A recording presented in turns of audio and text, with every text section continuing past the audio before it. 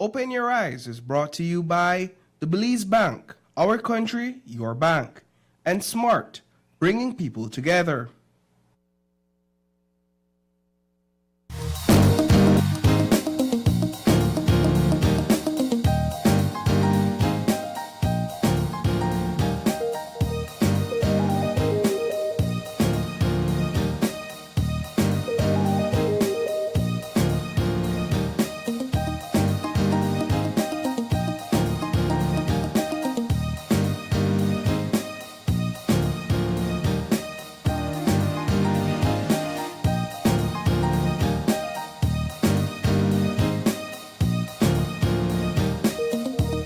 Good morning and welcome to Open Your Eyes. Start your morning right. I'm Paul Lopez. And I am Isani Keretano. Good morning. Good morning, Good Belize. morning, Paul. Good morning, Isani.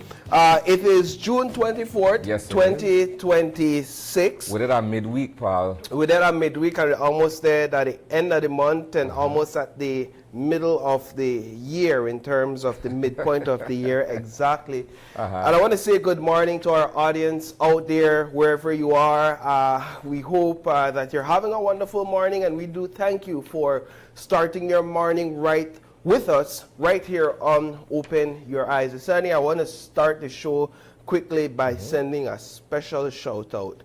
What are you shouting out this morning? So June 24th is a special day in my home. Okay. It's a celebration day. It's actually my wife and I's anniversary. Happy anniversary, my brother. Thank you. So Right. 3 years ago we said I do, and ever since then I've been saying I don't for many things, right?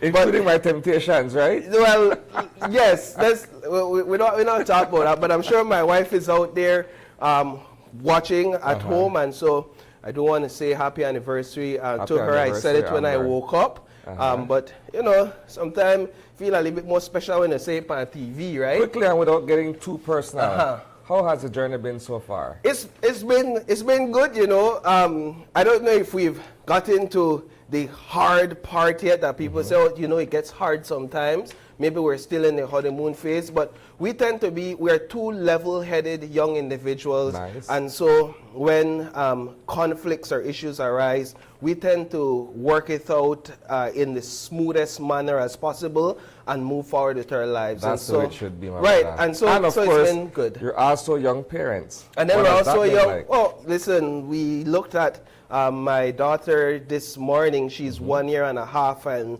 it dawned on us that for the 3 years we've been married, our daughter has been a part of that for half of that time, right? So that's a blessing in and of itself, as tiring and as challenging as it can be at times. So all in all, it's just been a blessing, just been a gift in and of itself. The child, the wedding, the marriage, and just all the blessings that comes with it. So Once again, yes. Congratulations to you and Amber, my brother. Thank you Respect. so much. Yes, sir. All right, so moving on. Now we do have a show to jump into for this morning. And so I want to head over to the screen and you all can come over here with me. Let's look at the show lineup for this morning.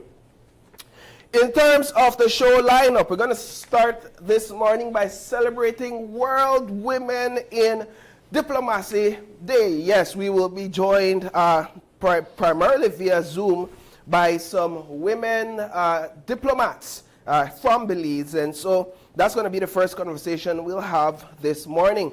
And then our second conversation is all about insurance and the importance of insurance as Orinco celebrates 41 years. And so that's the second conversation.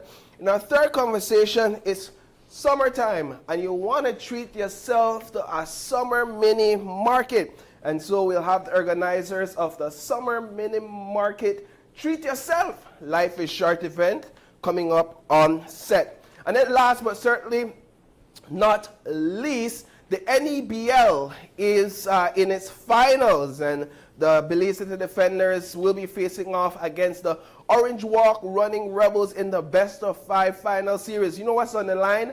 $100,000. And so we have members of the Defenders organization on set to talk about that finals in our final conversation.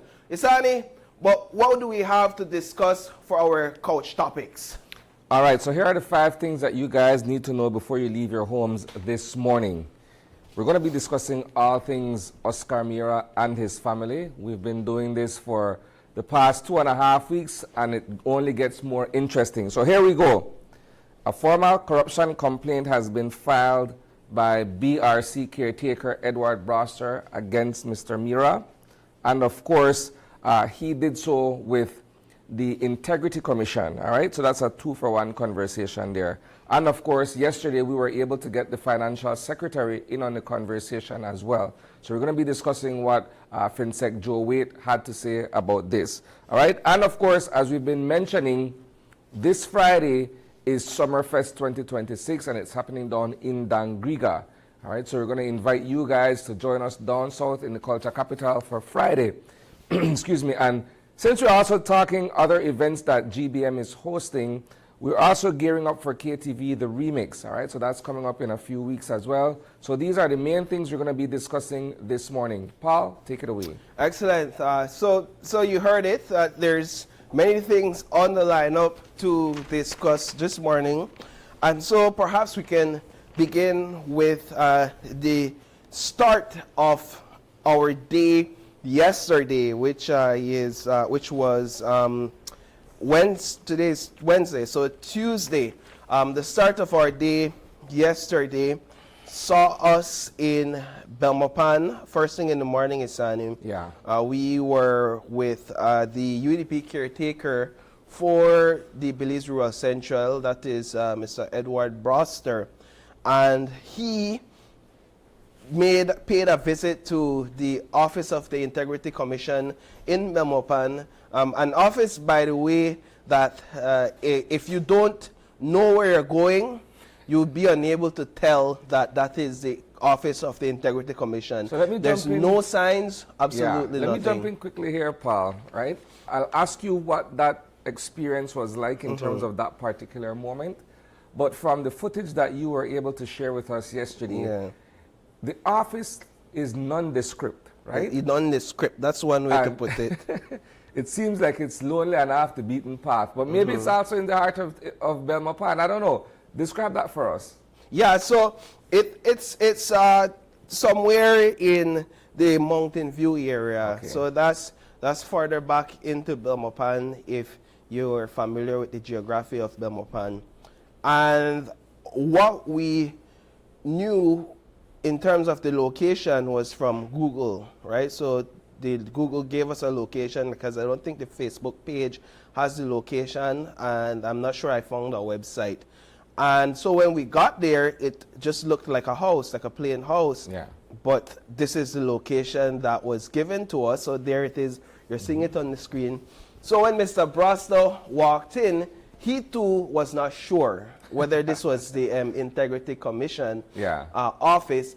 And so you will see him knock on the door. You'll see him peep through the glass. I mean, if that is somebody's house, the man may get score a reel up with the way how they peep through that glass. So you're not even sure you to peep through people's glass. But there was some level of certainty that this was the place to be, because there was already another media house out there, and they kind of said, yes, this is the spot. And that media house is from Belmopan, so they were very much familiar. And then when Mr. Broster went inside, he had a discussion, I think it was with the Secretariat that was in there, and it appears to me as if this is not too familiar an engagement for them at the office. New for them, in a sense. It's very much new for them. And so they had to spend some time, the Secretariat, with Mr. Broster, but the Secretariat specifically to try and understand how to navigate it in terms of officially receiving it and make sure that the process is followed according to how it's supposed to be followed, so that later on you can't say, well, you know, they never do this or they never do that, so this whole thing invalid. And so they went through that, and when Mr. Broster came out, he described them as being nervous, right? He described them as not too sure what to do or how to go about it. And so they made a call to the chairperson, Ms. Andrea McSweeney McCoy, who wasn't in office at the time, and the chairperson gave them directions on how to do it. You have to understand that what Mr. Broster submitted yesterday, it's not to be taken lightly. Yeah. It's an allegation of corruption against an elected government official. One who holds public office. One who holds public office. Over 154 pages of what he says are evidence. 3 pages describing or laying out the allegations with references to certain legal or legislation that backs up what he's claiming, that backs up this argument. And so it's not to be taken lightly. This is a heavy process. Let me interject for a minute here and ask you, because I think you are the one who put the question to Mr. Broster yesterday, where we draw the line between this being a political gimmick as opposed to, you know, a sincere and meaningful approach to addressing what appears to be a case of corruption here. Yeah, so I look at Mr. Broster's recent track record, right? I look at the fact that he held the gas initiative in Ladyville recently in the Belize Rural Central. I look at this initiative. I see that he has done some works in terms of giving food and pantry and stuff to residents in his community. And I say to myself, this is sort of who he is. This is a part of his character, personality, giving back and caring about people and caring about what happens. So he's a caring man to an extent. But I also have to look at it through the political lens. And the political lens says that one of my primary objectives is to win an election. It is to be elected and to represent my constituency in the National Assembly. And you cannot just discard or throw aside the fact that these sort of activities, these sort of giving back and standing up and being brave and being bold in front of the public, that it gives you political points, that it scores political mileage for you, and so you really have to look at it from both sides. That's fair. Let me jump in once again too though, right? And this is from an impartial, objective position here. See, many of us Belizeans are quick to point out what we believe to be something going wrong with the system or an individual running afoul of established order, so to speak, right? But not too many of us are prepared to step in front of it and actually go about initiating a process that looks at what's actually taking place that goes against established order or where the person would have either run afoul of the law or whatsoever. So from that point of view, kudos to Mr. Broster for taking the initiative or taking the bold step and say, look, I go file this thing, right? Somebody have to do it. A lot of women are probably just there to talk about it and nobody not get up and go actually file the thing. I never do it, you never file it, he file it.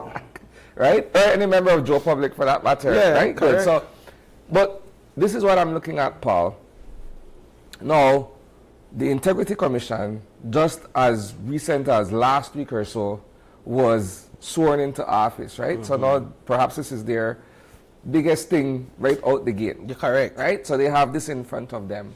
And like you mentioned, right, it's not to be taken lightly because the public has been clamoring for answers. We've been revealing all of these documents for the better part of 2.5 weeks or so, right? Every day is a new chapter, so to speak, about the millions of dollars that are being paid out to family members of Mr. Mira for various contracts that they have with the Ministry of Defense, right? And as I mentioned on Monday, on this very same couch, something seems kind of off with the number of contracts awarded the payment system, and whether this was all done above board. Right. Right? That's just my instinct. It's for the investigators and the auditors to go in and verify if this is so. That's not my job. I'm just simply saying it feels as if though something rots in Denmark, right? Something not correct. And tying back to the second part of our conversation, you were also able to get a hold of the financial secretary yesterday, That was who in essence backs up what I'm feeling. no, Let's that go. was that interview was not planned. Yeah. Right? So we basically There's some bite that we don't know plan, not yes, walk up to a I person know, and ask a because question. what we did, we were basically lay waiting cabinet. Yeah. Right? And we lay waited all afternoon to hear from the Prime Minister, somebody from cabinet, Choyali board man. But that's what we have to do. Yeah. That's a part of the job. You have to You sit and down good old and stake out. and stake out like a true investigator. No, and when you sit down on the ground, people they watch you, they pass. Nobody got no remorse for you. You just have to do what you have to do. Yeah. And I was on the ground, and I saw the FinSec coming out of his office and well, out of the building where he works. He wasn't a part of cabinet meeting, but he actually works at the Sir Edney Kane building. And I told my cameraman, I said, that the financial secretary, a lot of people they talk about him right now because, well, a finance with the deal with and government money, take a shot of him. And as my cameraman pulled out his camera, I said, man, perhaps it is at this point that the FinSec decides, you know what, make I just say something. So I called him out and I said, FinSec, we need an interview with you. The people want to hear from you. His exact response was, might as well. It's long overdue. And so he came in and he gave an interview. And his interview was revealing. He used words like, it does not look good, suspicious, raises eyebrows, red flags, cute. These are some of the definitions he had. What we're seeing is beyond anything we've seen before. This is new to me in all my years as financial secretary. You know why? It's because if we're discussing SmartStream, that infrastructure, so to speak, was designed to do specific things, right? So that if he, the financial secretary, is aware of how the process works, and you have someone who is circumventing that process, naturally it should raise red flags, right? Again, it goes back to what I'm saying about the concept or the principle of established order. Systems are in place, mechanisms are in place for us to be able to follow them, right? So we all collectively agree this is a system that we want to put into place. We want to implement this so that everybody is on the same page.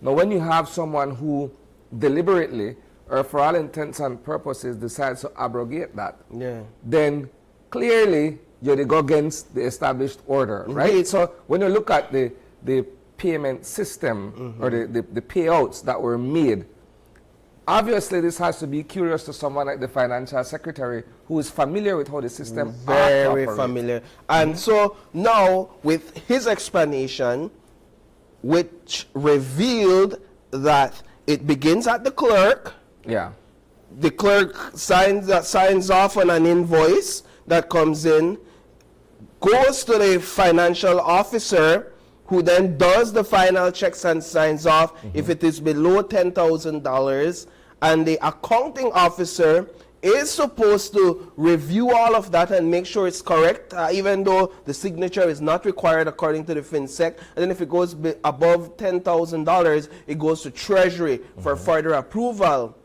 That shows to me, according to his explanation, that it is highly likely the ball dropped at the FO and the ball dropped with the clerk. So my fingers are now pointed at asking the FO what went wrong, or at the clerk what went wrong. He kind of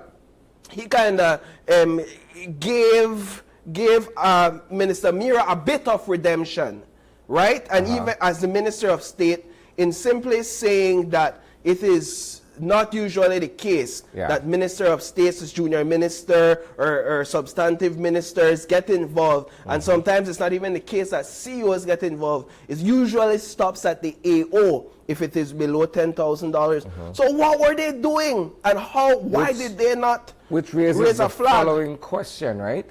Now, he used specific language in the interview with you where he was saying, and I'm paraphrasing here, right, that perhaps to a certain extent they were acting in concert. Yes, right? that's what he said. said. That's just me to paraphrase. He used specific language which I believe you would be more familiar with. Right. Again, I'm only paraphrasing to simply say that they may have been acting together in terms of pulling this off. What language or can you expand on that? Yeah. So he gave three options, right, on the table, and none of them looked good. Yeah. He said either they dropped the ball, that is one, that's not a good thing. They fell asleep. Yeah. That's worse, not a good thing, because that simply means they're turning a blind eye to what's happening.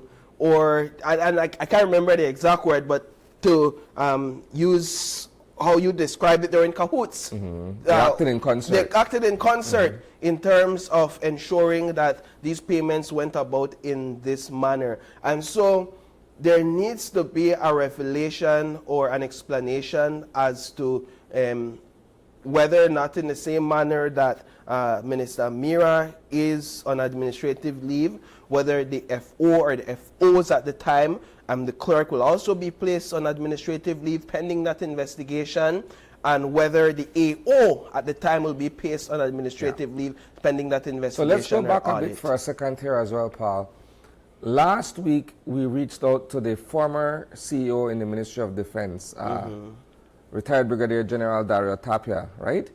And he had mentioned, excuse me, that should it get to an investigation where I believe it's the Auditor General who would be involved, that he would be more than prepared to cooperate with the investigation, right?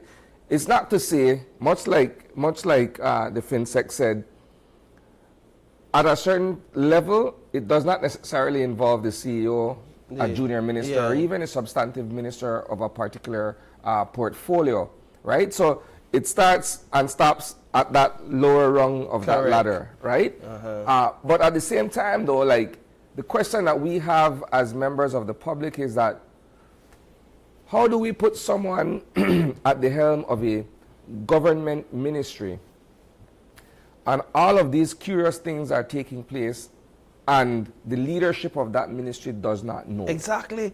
How you don't know what happened in your house? How you don't know how money they flow out and in? How you know they take account for that? Why aren't these reports being made available to you? And as pointing specifically to Minister Mira, since he says he doesn't know, he never knew, he had nothing to do with it, why weren't these reports being made to you that, hey, this is what's happening and this is what's taking place? And so what makes it even more interesting in this particular case is the fact that his siblings are the ones involved in a ministry where he was, in essence, the second in command, right? So again, it goes back to what I was mentioning earlier this week. People talk. People who are related to each other have certain conversations.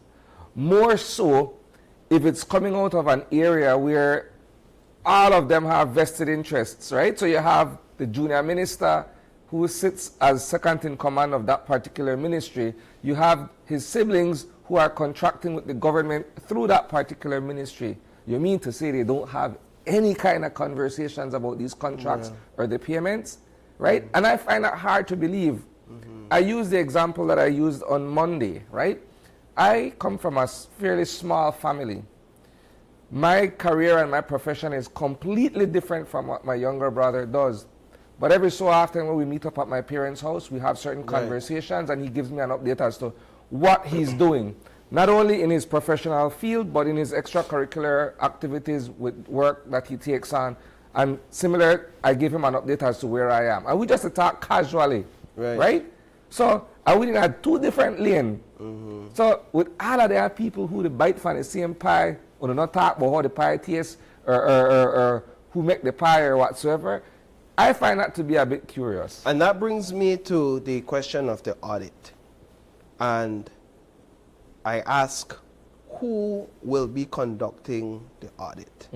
I am not about to question the experience or capability of anybody in the office of the Auditor General. But I have to ask, given the novelty of this situation in terms of the recentness of it and all of that stuff, whether or not the Auditor General will be putting her best and fittest team forward to conduct a proper and thorough investigation. Because if you don't have the level of experience that is required for something like this, and you simply try to just go over the numbers, you might miss stuff. And so that is what I'm asking. Will the Office of the Auditor General ensure that the fittest, her best, her fittest team be placed forward to conduct such an audit?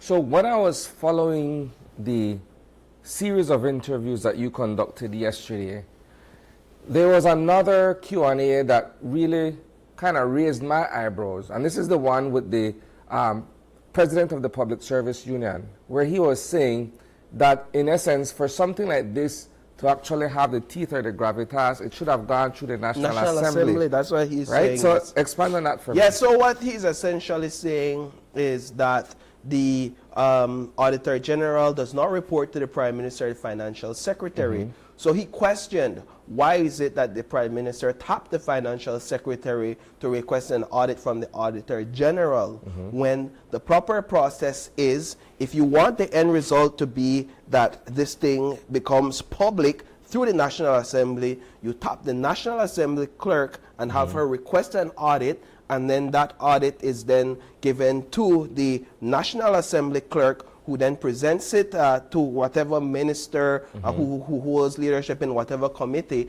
to then bring it before the National Assembly and makes it public.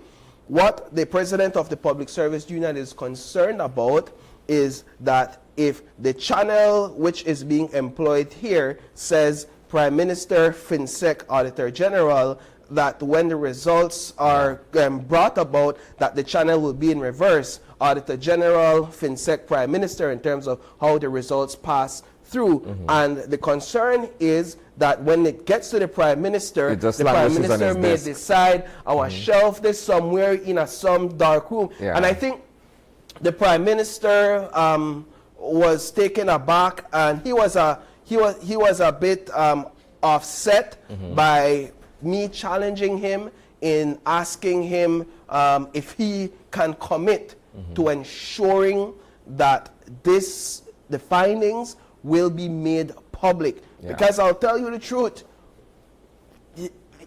his response did not give me any comfort when I asked him that.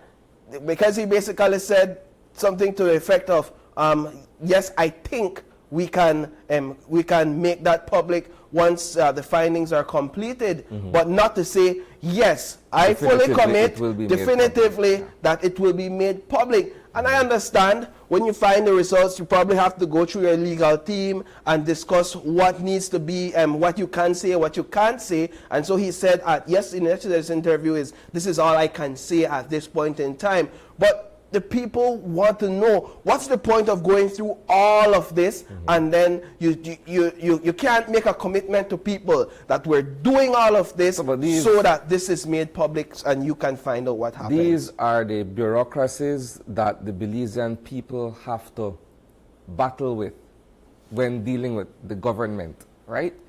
It's because you could go through this long drawn-out process, at the end of which whoever is in charge could simply say, thanks for all the hard work. I left this right here, and that's the end of it. But in this case, it's money from the people's purse, right? So that my taxpayers' money, your taxpayers' money, so on and so forth. So we demand answers. We need some kind of clarity as to how this thing all happened and how it appears to be very nepotistic. Right? you can't escape. You can't go around that. You can't go around that. I mean, if you're telling me that this particular family has been contracting with the government of Belize for the past 25 years, right? I'm pretty sure that it wasn't all of them at the same time for so long. But it appears that since the sibling took office, everybody, and that's just what it appears to be. I'm not saying that that's exactly how it happened, right? I'm surmising without any kind of proof on that, but it just looks suspicious. That's the point that I'm making, right? And if we're operating in a society and a time and age where we're saying, man, make we do away with cronyism, make we do away with nepotism, because it looks bad for any administration that it's only their family and friends that are eating, right? This, to me, becomes a quintessential example of what ought not to happen. Yeah, and so just to kind of wrap up, now we have the Prime Minister here saying, well, we've been doing a lot of good things. There are also good things to celebrate, or are we focusing on the negative? and I say yes, there are good things that are happening. There are good things that are worth celebrating. Yeah, I won't deny that. Yes, he announced yesterday you can't throw it off course, baby. The agreement between the trade agreement between Belize and El Salvador. I think that's huge. This is a Central American country that now doors are open to trade products between Belize and El Salvador via bilateral agreement. Via bilateral agreement, but when a people or a person is in mourning over loss, they feel like they lose something. I lose my taxpayers' money, the hard-earned taxes where they pay on, I feel like I lose it. You can't simply come to that person or those people and say, cheer up, man, a lot of good things that happen. It's like I am grieving the loss of something in my home, or the loss of someone in my home, and not to trivialize, and not to trivialize loss or grief, but I'm grieving the loss of something in my home, and then I get this brand new couch, right? And it is expected that I'm supposed to put everything aside and celebrate because this brand new couch that I've always wanted is finally here. Well, guess what? I'll just be a grieving person sitting on a brand new couch. A grieving couch potato. A grieving couch potato. You have to deal with the grief. You have to deal with the loss. You have to deal with the feelings first, address it, take it seriously, and then put it aside so that we can celebrate the victories and we can celebrate the wins in as balanced emotionally and mentally as possible. The two don't work in the same room. And if I'm to take what you're saying, it's very simple, right? You cannot attempt to throw us off course if what we're doing in this particular moment is trying to ask the questions that the public is demanding answers for. So while, yes, a lot of great things ought to be noted as accomplishments under this administration, but that's not the focus at the moment. The focus at the moment is very, very singular and pointed. What's going on with the Mira Millions? That's it, and I'll leave it there. Indeed. All right, so before we wrap things up, I have to put a plug in for Summerfest, Isani, because this Friday, Summerfest goes down in Dangriga Town, the culture capital. Yes, sir. This is the first. I heard drums at the beat. Drums on the beat, a lot of prizes and give. Well, listen, I see one office, the OIE office, has been filled. They're stocked with prizes since the first time we were set to have it and we had to postpone due to bad weather. Are you saying or suggesting that we've gotten more prizes since then? Likely, but with God's grace, we expect good weather on Friday morning. But I hear rain or shine, the show must go on Friday. This is do or die. We don't postpone it once, right? And so we're inviting residents. So we got bicycle to give away, we got phone to give away, we got a tablet to give away. We're inviting residents from Dangriga, surrounding communities, yes. all the way from Hopkins. Take the drive for Placentia if you really feel like it. And come in for Pomona Valley. Exactly. And come and celebrate Summerfest with us. The Belize City and the Belize District have been enjoying it for years. And finally, Dangriga and the South gets to enjoy it, and I love that for them. So that goes down this Friday. And then next week, Tuesday, another quick plug. Next week, Tuesday, you know somebody, yeah? When KTV begins. Yes. And KTV, the remix season 8, the audition show is set to air on Tuesday of next week. I hear there's some really good auditions. There's some really good singers. You're seeing some of their faces. They have some return. Yes, a lot of returns, I understand. Not everybody will make the cut. That's the truth. But they can try out once But they can try out, and you'll hear all of that in terms of the tryouts and who showed up. And then, of course, you'll wait for the live show the following week or so to be able to see who really makes the cut. So you want to lock these dates down and tune in Friday morning and Tuesday of next week for KTV, the remix. But Isani, with that, I believe we have a weather update for our viewers this morning, so we can jump right into our weather update for this morning. In fact, what we're going to do is we're going to take a quick break, and when we come back, we have our conversation regarding celebrating World Women in Diplomacy Day. Stay tuned, we'll be right back.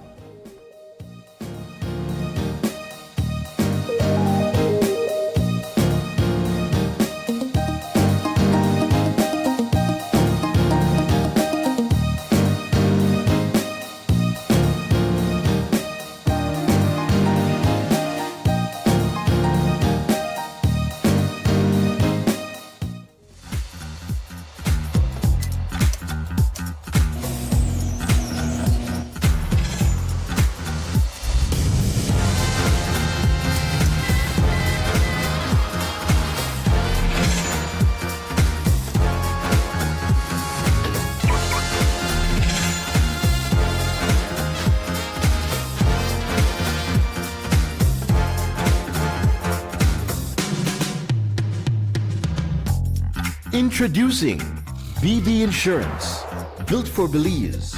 Your security, our priority. When your baby feels comfortable, you feel confident. Because every little moment deserves protection you can trust. Kushkin's diapers are designed with ultra-absorbent layers that lock in leaks while staying soft, dry, and gentle on delicate skin. So your baby can play freely, and you can enjoy every smile without worry. Kushkin's diapers, comfort they feel, protection you trust. Kushkin's diapers and wipes are available countrywide at a supermarket near you. The biggest football event in the world is finally here, and Smart is giving you the chance to play and win. Before every match starts, predict who will win. The more predictions you make, the more chances you have to win. Get 1 point towards your total when you guess the winning team. Predict the exact score and earn up to 4 points. The top scorer at the conclusion of the World Cup wins the grand prize of $2,500 in cash. That's not all. Players get a chance to win weekly prizes. Plus, our quarter-final winner gets a watch party package. Play directly in the Smart app for just 50 cents per entry. Prediction starts June 1st to July 18, 2026. Don't just watch the World Cup. Play along and win with Smart. Smart, bringing people together. The next station is not just a place. It's the vacation capital of the world, Mexican Caribbean. Do you know why we are the capital of vacations? Because no other place on earth brings together so many ways to vacation in one single destination. Every vacation imaginable. Mexican Caribbean, the vacation capital. For the very first time ever, Open Your Eyes is bringing the Summerfest show to beautiful Dangriga town. Join us on Friday, June 26th at 6:30 a.m. at the Russell Chester Garcia Auditorium for a morning filled with energy, excitement, and non-stop talent. From singing to dancing, poetry to special performances, this is your stage to shine and showcase what you've got. And guess what? It's not just about talent. It's about winning big. Amazing prizes are up for grabs. And even your favorite teacher can walk away as a winner. So come early, bring the vibes, bring the energy, and don't miss Open Your Eyes Summerfest as it lights up Dangriga for the very first time. Open Your Eyes Summerfest, only on GBM. He skipped nights out, said maybe next time too often. Ramen became a lifestyle, all for this moment, his first car. Protect what you've worked for with RF&G Motor Insurance. Running a business means every dollar counts. As a business owner, you face different challenges every day. You need cash flow on hand as soon as you can. With Belize Bank's same-day settlement, transactions settled by 4 p.m. are credited the very same night. The same-day settlement will definitely make a difference for my business because I know I have money in the bank so I can pay my suppliers, my staff, etc. Faster access to your funds, better cash flow, greater control. And with auto settlement, it's done for you every day. Same-day settlement from Belize Bank. Our country, your bank.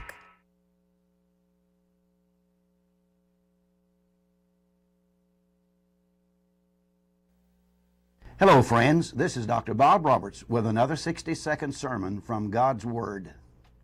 The Bible says, where there is no vision, the people perish, but he that keepeth the law, happy is he. Several years ago, my wife and I were in Dangriga in Belize conducting a Bible conference. We would walk to church each night, but one night on our way to church, we passed the home of a very humble man. The shutters were open, and we could see the man as he was holding a book about 2 inches from his eyes and seeking to read. We walked over and inquired as to what he was reading. He replied he was seeking to read the Bible. My wife was so moved by the man's determination to read, even with a severe vision disability, that she said, the next time you're here, you bring that man some glasses. A month later, we were back. We were excited about going to this man's home to carry our gift. We walked up to his house and told him we had a new pair of glasses to give to him. He said, oh no, I don't want them. I may break them and get glass in my eyes and could never see anything. We left a little sad, not because the man had refused our gift, but because he refused something that could have enabled him to see and understand better.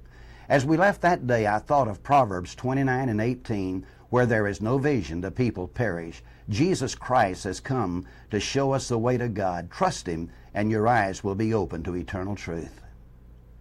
Today's 60-second sermon has been presented by Dr. Bob Roberts and Christian Foundations of Faith.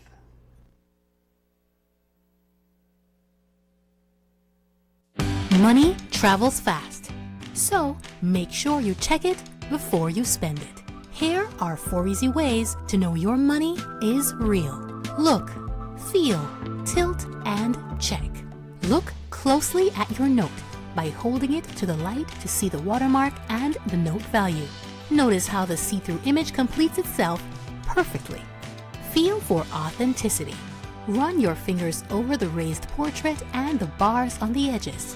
1 bar for the $2 and up to 6 bars for the $100. Tilt the note to see the hidden value appear. Look for the moving images on the security thread and holographic shimmer on higher denominations. Check closely. Use UV light or a magnifying glass to find hidden images and microtext. Remember, handling counterfeit money is illegal. If you spot a fake, report it to the police immediately. Look, feel, tilt, and check. Know your money. Check it before you spend it. A message from the Central Bank of Belize.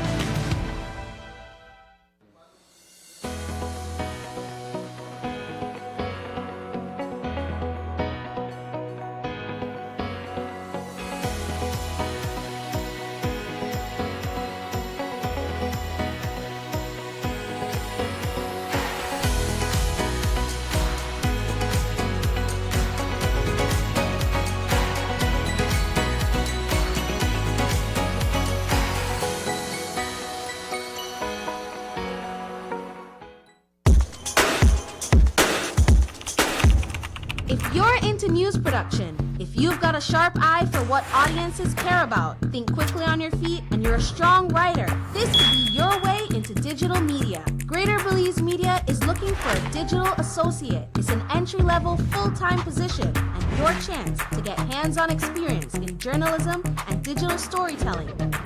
Bring the energy, the curiosity, and the willingness to learn and work flexible shifts in a fast-paced media environment. Apply now by sending your CV and cover letter to gbtv@btl.net by July 1st, 2026.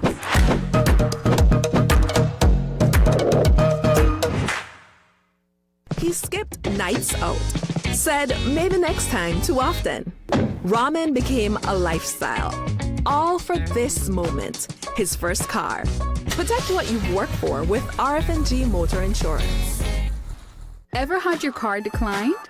Now it doesn't have to be. Introducing partial authorization.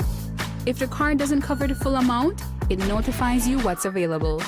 You can accept the partial payment and pay the missing balance with a credit card or cash. No decline. Get what you came for.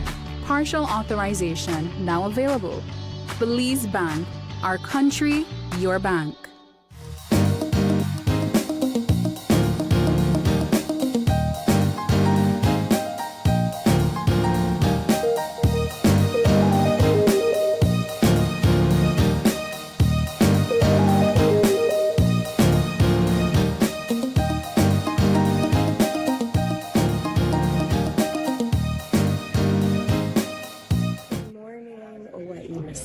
I am very happy to be able to come to you from Taipei, Taiwan today. I would first off like to wish all my colleagues and all the Belizean listeners to OIE this morning a very happy World Women in Diplomacy Day 2026. This is truly a momentous celebration and one that really represents who we are as a world and who we are in the world of female empowerment as well. Diplomacy is a very important part of what defines a democratic nation, and I am very proud to say that here in Taiwan, I am the 4th consecutive female Belizean ambassador as well. This is quite a feat for Belize and truly recognizes the role of women in diplomacy today. We play a tremendous role in so much that helps to develop our country and helps to expand and build that relationship between not only Belize and Taiwan, but Belize and the world. So both at a bilateral and a multilateral basis. I know you will have many other colleagues with you this morning, so I would also like to wish them in particular a very happy Women in Diplomacy Day. And I thank you for this recognition, OYE, and I hope to be able to speak with you in the future about the many great things that we're doing here in Taiwan that helps truly to define why we in diplomacy have such great relationships with Taiwan as well. Thank you again and wishing you a great day.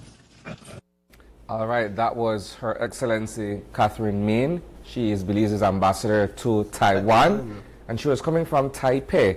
She is one of several women who will be part of a conversation that we're going to have very shortly, Paul, about women in the diplomatic space. Now, when we talk about the Foreign Service, right, we think about people who represent the country on the world stage in terms of being able to interact on a formal level with other agents of state, so to speak, right? So in Belize, we have certain names like Ambassador Amalia Mai. We have certain names like Ambassador Gail Garnett, who I believe is on the line with us this morning. Good morning, Ambassador Garnett. Good morning. How are you? And you are joined as well by Keandra Daniels. She's an ambassador for the day, if I'm not mistaken. Yes, Ms. Keandra. Yes, good morning. Good morning. Good morning, ladies. Today we're talking about and celebrating, of course, women in diplomacy. And this is setting out to be quite an interesting conversation because, you know, for far too often when we think about navigating the diplomatic space. We see men at the helm or at the forefront, but women are also there as equals. Let's begin first of all by getting your experience so far, Ms. Garnett, in terms of representing Belize in Guyana and of course the path to diplomacy. Good morning. Thank you so very much, and good morning from Guyana. The path to diplomacy has been one where I have checked back, and actually entering the government service in 1991, it has been a path where representing my country is one of the greatest satisfaction for me. In terms of the representation here in Guyana, I have the distinct honor to have been tasked by the Prime Minister to set up the High Commission for Belize in Guyana. So that in and of itself has been a challenge, but it has been a proud feature, because it has been drawing on all of the various experiences that I've had with the government service since 1991 and working in various ministries, and also in having persons like Ambassador Amalia Mai, who has been instrumental in terms of providing guidance, and so many other public officers, and ultimately to have the approval of our Prime Minister for us to, one, establish the High Commission of Belize in Guyana, and also for him in appointing myself as the first female to set up the High Commission here.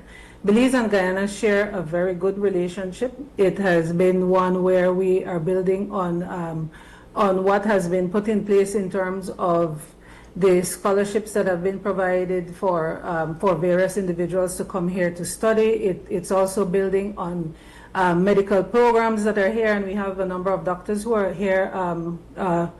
They're here specializing. We have a military relationship as well, and we also have where there are various memorandum of understanding that have been signed. So it has been a good experience. Yeah, and continue to do it.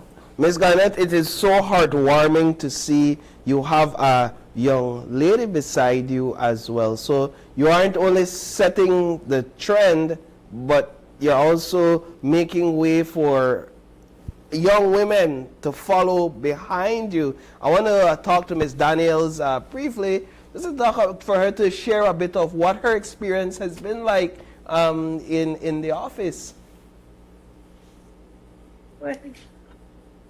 Thus far, I think it's a great initiative, and it's been very informative. We have been tutored by a lot of other ambassadors and diplomats about the operation that goes on behind the scenes. And first, if you're looking into that field, I would truly recommend this program. We also have joining us via Zoom Her Excellency Ms.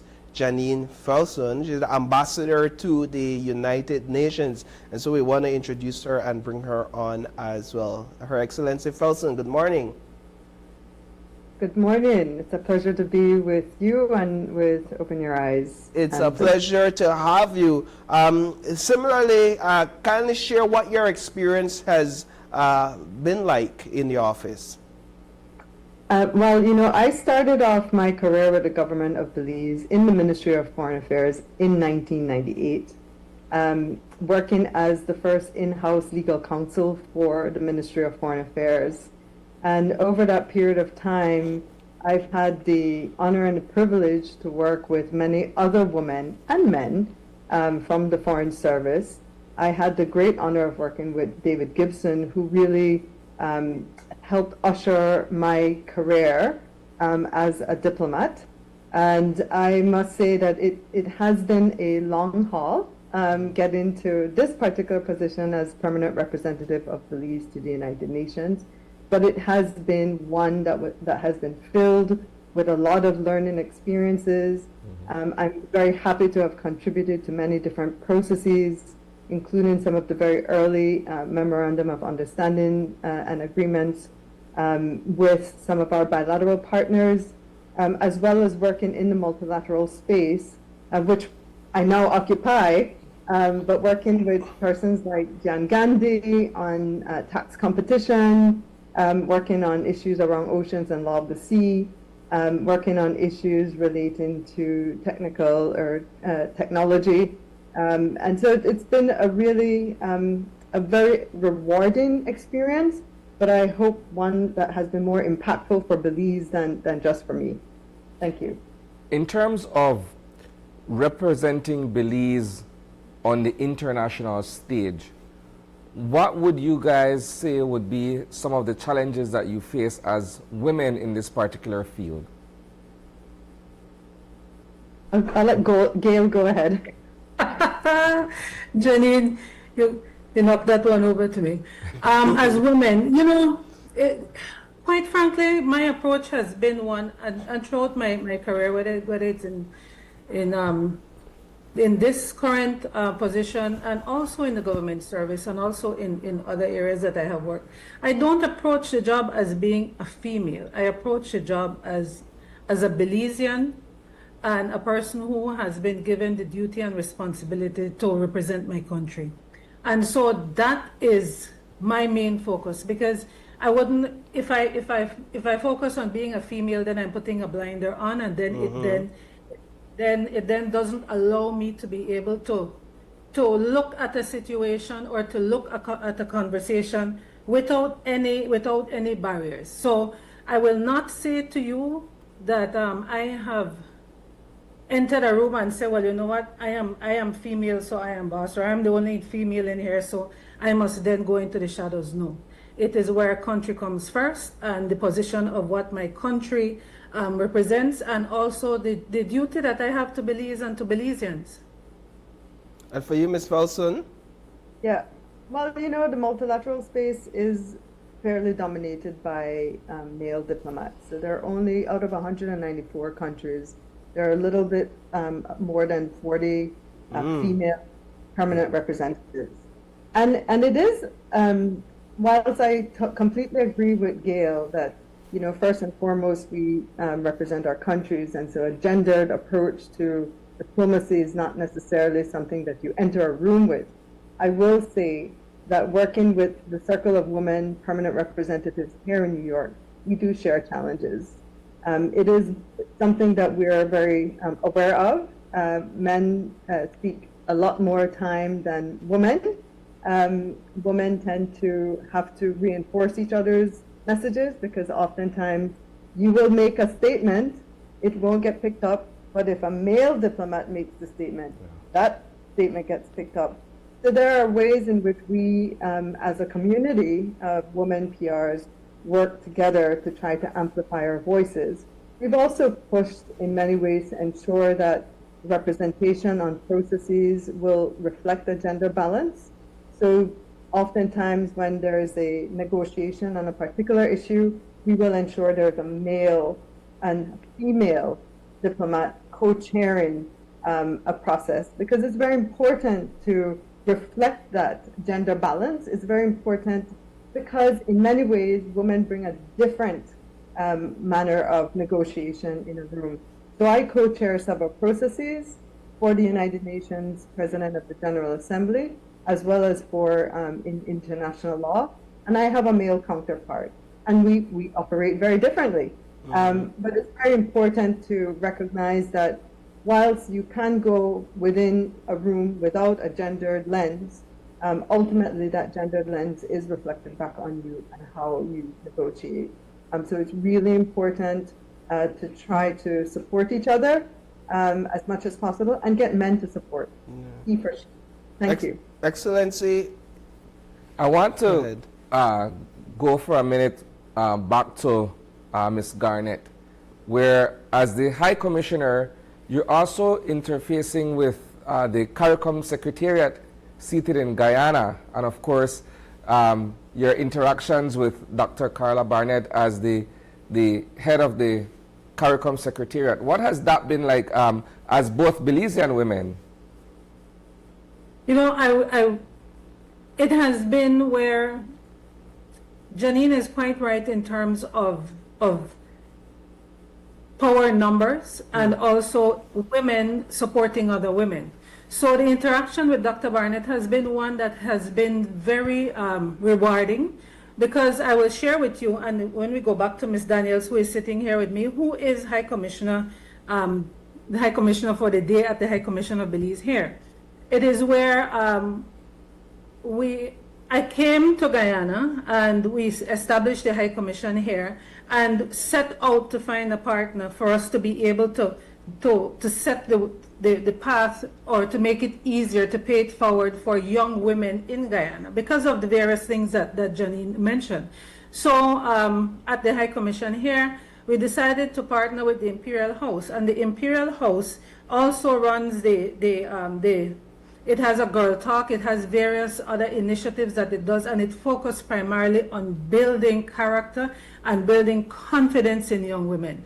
So I approached Mr. Wasim Khan, who is the leader for the Imperial House, and I said, you know what, let's do something. Let's do a Diplomat for a Day initiative. And in that power in numbers, it is where I also leaned on my colleagues in the diplomatic corps here and encouraged them to join. Janine, I will tell you that the majority of women, because right now we have 7 missions that have joined in this initiative, which is a Diplomat for a Day, and in celebration of International Day for Women in Diplomacy. And so the 7 grouping, 5 of that 7 is female. And so we're pushing that forward. And then we reached out to another female at the Ministry of Foreign Affairs Guyana. And so the Ministry of Foreign Affairs Guyana has actually come on board, and they hosted Ms. Daniels and the other 6 diplomats for a day yesterday. And in going to Dr. Barnett, in conversations that Dr. Barnett and I had out here, I said, Doc, would you consider to engage these young women at the CARICOM Secretariat? This is the 2nd iteration of the Diplomat for a Day, and Dr. Barnett opened the doors of the CARICOM Secretariat, and she is also seeing it from the lens of paying it forward and paving the way forward for young women. So in the interaction with Dr. Barnett, it has been where it has been very collaborative. In terms of Belize, and I will share with you that the mission here is myself as High Commissioner, and it's a very small staff, so it is important to have that networking. Janine, you know how it goes, because it is where we don't want to say, well, you know what, we're a small country, so we will only do small things. No. It is where we are a country and we're out here representing, and we find partners, we find like-minded people, we find ways for us to be able to pay it forward, to look at the representation of Belize at CARICOM, because we are a part of the CARICOM movement, and it is important that we go back to, again, the power of numbers. So the CARICOM Secretariat, and then for us to then amplify that into spaces like where Janine is, because Janine, you interface with multilaterals even on a different level than what we have here at the High Commission. So in having Ms. Daniels here in the High Commission of Belize and the Imperial House opening up a pathway for young women and women in diplomacy, and for us to be able to have a more impactful future. So in the future, Janine, when you mentioned David Gibson and Gian Gandhi and all of these persons who have made it easier for us, because we were all in this space at the same time, it is where I'm hoping that Ms. Daniels or someone else will say Ambassador Janine Felsen was impactful. The High Commission of Belize made a space available. So just keep Miss Daniels on the screen. So Miss, you're Belizean, right? Just want to be clear. No, where are you from? I am Guyanese. You're Guyanese. How old are you? I'm 17 years old. All right, good. So is it perhaps your desire to one day occupy a space like Her Excellency? Yes, but with the top their excellencies are giving, it can be multiple pathways to diplomacy. So I hope to occupy other spaces and then make my way to. What space would you like to occupy? Yes. I would like to be an international humanitarian lawyer in the future. Nice. What would you say are a couple lessons that you are learning from this experience, maybe one or two, about what it takes to be a woman taking up this sort of space?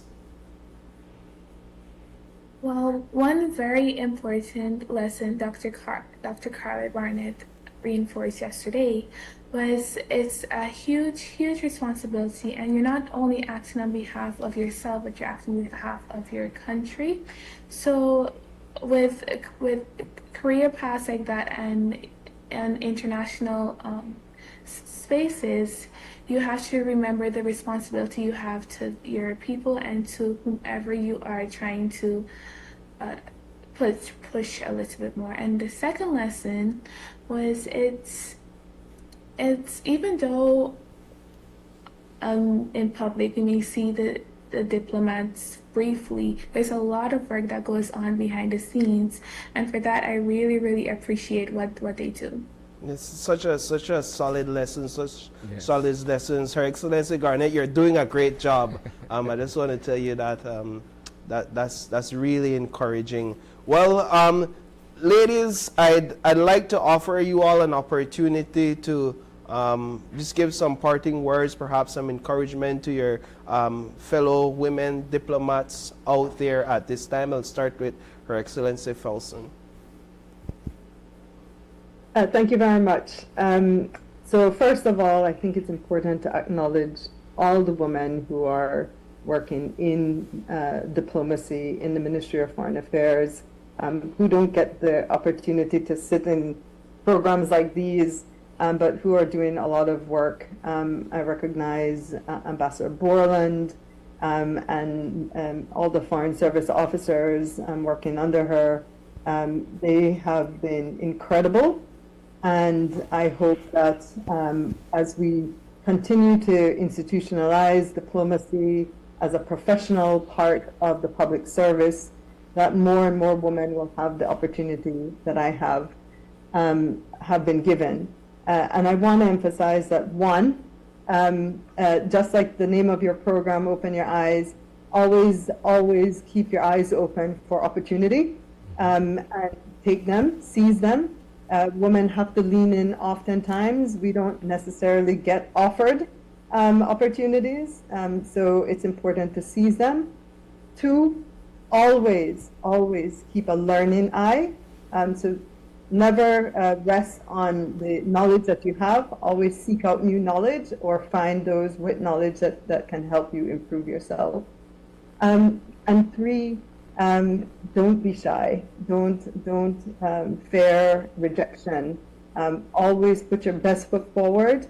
Know that what you do is in the best interest of the country and of the people. And if you get rejected, just keep on going. Thank you. Excellency Garnett.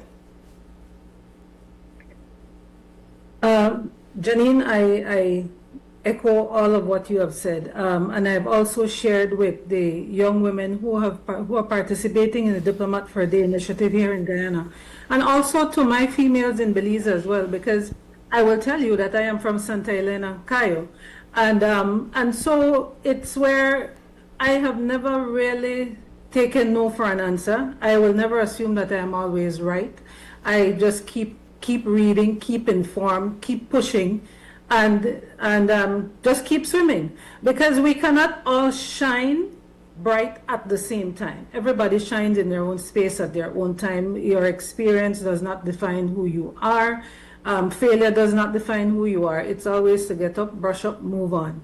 And in the diplomatic sphere, it's also where it is male dominated indeed, and it is where it is not an easy time, so to speak, but it is also where, in as long as you put your best foot forward, in as long as you make decisions, you make the decision from the standpoint of you live with the consequences of the decision that you have made, and you also represent your country in a way that you will not bring any disrepute to it, then the sky is the limit. I don't see a glass ceiling, but the sky is the limit. Excellent. Well, ladies, thank you all so much for joining us, and we do hope that you all have a wonderful rest of your day. Thank you so much. Thank you. Thank you. It's a pleasure. All right, so with that, we're going to take a break, and when we come back, it's all about celebrating 41 years of Orinco. We'll be right back.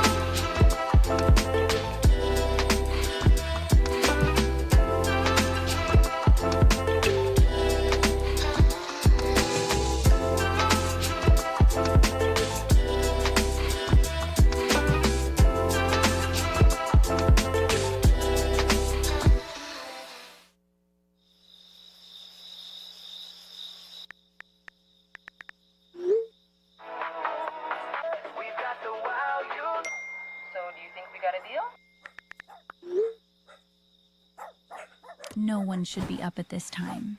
If you're still up, it's not you, it's your mattress. Because the right mattress changes everything. Sherwood Bedding Luxury Resort Pillow Top Mattress. Sleep better, wake better. Available at Design Depot. All in one place.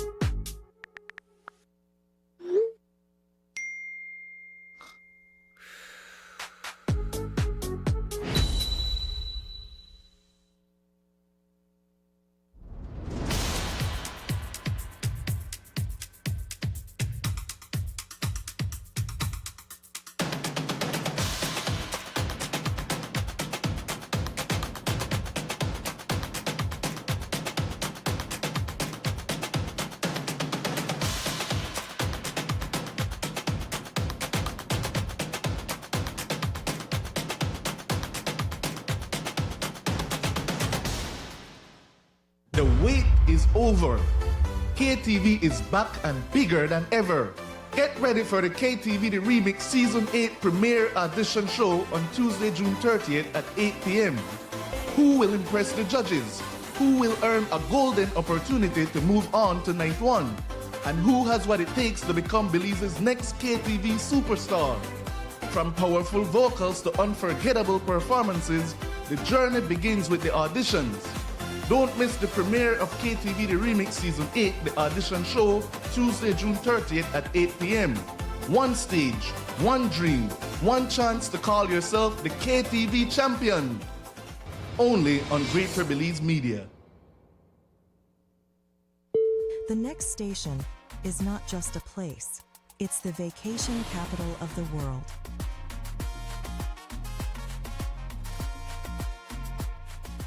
Mexican Caribbean, the vacation capital. He skipped nights out. Said maybe next time too often. Ramen became a lifestyle. All for this moment, his first car. Protect what you've worked for with RF&G Motor Insurance. Life moves fast. Your connection should keep up. Need more credit? More data? A flex bundle that fits your lifestyle? With Smart Prepaid, they're a prepaid option for every lifestyle and budget, making it easy to stay connected wherever you are. Because with Smart Prepaid, you can connect on your terms. Purchase credit, data, flex bundles, prepaid plans, and all your favorite prepaid services at any Smart agent, Smart showroom, or simply dial *100# key. No stress, no waiting. Just fast, easy, convenient ways to stay connected every day. Smart Prepaid. Connect on your terms.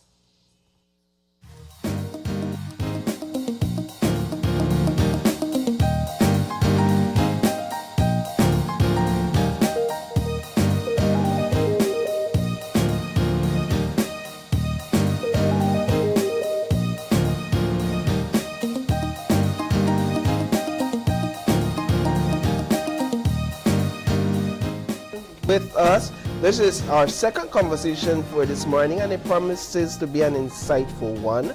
We have joining us on set to talk all about 41 years of Orenco, the chairman at RF&G, Mr. Andrew Rowe. Morning, everybody. Morning. And he's joined by Miss Alma Gomez, and she is the supervisor of insurance and pensions in the Office of the Supervisor of Insurance and Private Pension. I got more to it. We accept that. It's up to there. All right. We're trying to change the name because it's a little too long. Yeah, and then if you abbreviate it, yeah, give me more headache. No, too. easier. It's easier? OSIP. OSIP. Easier. Okay, I like that. All right, so OSIP. Ladies and gentlemen, good morning. Morning, guys. Good morning. It's a pleasure having both of you. I want to start with you, Mr. Rowe. Speak a bit about your experience with Orenco and how it ties into the work that you all do over at RF&G. Yeah. So Orenco is the body that represents the insurance industry in Belize. I think it's insurance in general is unique. The mere fact that I'm sitting here along with our regulator is something that you don't often see. But throughout the insurance industry, there's a lot of work that goes on between the companies as well as between the regulatory bodies and the authorities. And the whole intention is to ensure that we deliver quality products to our customers, to our policyholders. And once we deliver those products, that we actually can fulfill that commitment that we've made to people to ensure that they get what it is that they've paid for. I feel that very often people have a perception of when there's an insurance claim that I'm going to have to go to my insurance company and beg them or fight with them for something, and that should not be the case. Those insurance policies are your policies.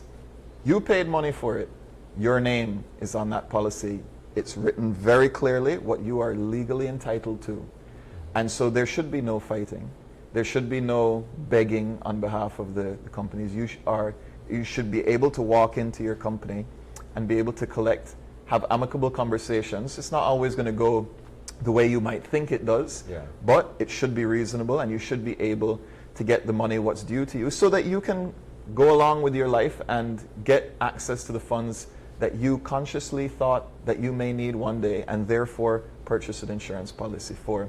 So really, one of the high-level points of Orinco is for companies to work together to try and see how we can make sure the industry continues to prosper, how we can hold one another accountable a little bit, as well as work with our regulator to move the industry forward and make sure that our policyholders are well taken care of.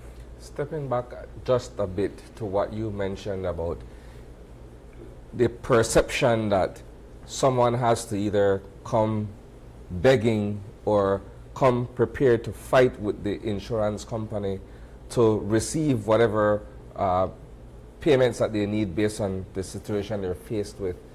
I think it takes ongoing public awareness for people to shift their mindset away from this perception that I have to come quarrel or I have to come beg for money or I don't pay to the insurance company. When you talk to Belizeans, it's a widely held perception that that's what they have to do in times of perhaps a hurricane or natural disaster, and they have to come back and file a claim for certain things. In times of health or medical situations where they have to draw on either life insurance or whatever other health insurance they have in place, most people feel that same way. And it's not that they're tied to any one particular insurance company. You're talking about all of these companies across the country, but people feel the same kind of way.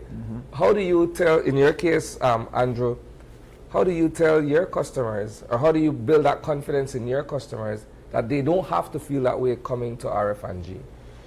Yeah, unfortunately, I would say it's not just Belize, it's insurance in general. And it's as in many cases, you hear all of the bad stories. Rarely do you hear the person who stands up and says, my company took care of me. And I am confident in saying that more often than not, the insurance industry in Belize, not just RF&G, but all of the companies do perform.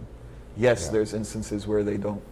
But the matter of fact is when you look at the volume of claims that are settled in the insurance industry on a daily basis, on a monthly basis, on an annual basis, without adding a hurricane in there, it's huge sums of money that are paid out. And the confidence I try to give them is, or what I try to tell people at the front, the time to think about your claim is not when you've had a loss. When something goes wrong, when you crash your car, when your house roof blows off in a hurricane, or it catches fire, or you're in the hospital, that's not when you start thinking about insurance. You got to think about it from when everything is in order. And that's the time where you should take a little bit of your effort and put it into understanding what it is you're buying and testing the people who are selling it to you. Ask them the hard questions, ask them to explain it, and if you don't get the answers that you think are comforting before you've had a loss, then perhaps you want to see what other insurance companies have available and seek out the one that gives you comfort. Because at the end of the day, it's a personal relationship that you're buying. You're buying that commitment to pay, but it's sold on a relationship. And you need to know that the person selling it to you and the company who's standing behind that person selling you the product is sound, honest, has integrity, and that's the company that you should be looking for when you're buying an insurance product. I appreciated that when, for example, my wife was pregnant, we reached out to RFNG, where we have health insurance, to understand a bit about what we can benefit from in that process and what we can't benefit from. And it was encouraging to note that I was actually called to the office, and somebody actually sat down with me in an office, in a room privately, and helped me to go through exactly what the policy says. And for me, that felt personal. And I was like, okay, this is what it's supposed to be like. Even if I don't leave with the answers I want, or I would hope for, I leave with answers. And I was treated like a person, as a somebody that is valued. And for me, that was a great experience. I want to bring Ms. Gomez into the conversation. Now, as the regulator, what's your role? So we are responsible to supervise the insurance industry, supervise and regulate the insurance industry and the private pension industry. In respect to insurance, we have not only the supervision part of making sure that they're stable, but also looking at products. So product approval is something that we would be looking at. Insurance companies need to get their products approved. They need to have a letter to say you can now market this product, put it on the market. And those wordings that you're talking about, we want people to read those things. Insurance agents are licensed. They're given a card, so if you doubt, you can always ask them, where's your intermediary card? Those agents should be able to sit with you and go through that same process that you're talking about going to the company. They should be able to explain that policy to you. And what we're seeing a lot is people buy motor vehicle insurance because it is compulsory. Yeah. You do not read your policy until you have a claim. Yeah. And it goes back to what Andrew is saying. Before anything happens, you need to understand what you're getting. And I always tell the industry, you are selling promises, you need to deliver on those promises.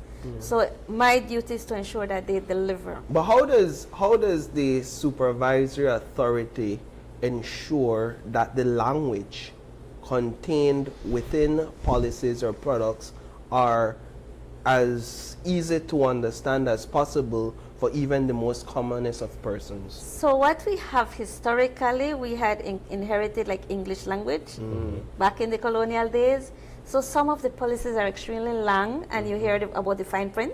Yeah, and there's no longer fine print because you see I'm wearing glasses now. Yeah. So, and what I'm telling the companies is you need to make this legible, understandable. We want the layman to be able to read it and understand that. So there are some policies now that you're looking at, maybe the same product, the same hurricane product, property insurance, and when you look at them, the versions are different, but they're covering the same thing. It's much more simplified. The layman can understand what it is saying. So when I'm approving a product, I would sit down and think, can a taxi man read this? Can a construction worker read this? Can a bank executive read this and understand what this is saying? Because this is the promise that the insurance company is giving to them. You know, do they understand how to make a claim when a claim arises? So that's another part. And one thing we see is that we have had some persons not knowing how to file a claim. So they would visit our office, you know, I had this accident, I don't know what to do. And we would guide them, this is the insurance company, this is where you need to go. And you know, they're gonna be asking you for this information so you can file your claim. So that's one thing we do. We also handle complaints. Yes, where people don't want to pay, you know, they're having challenges.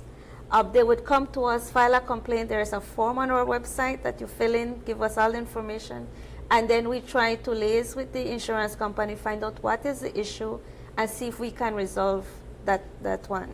So that's part of the work that we do. So Andrew, as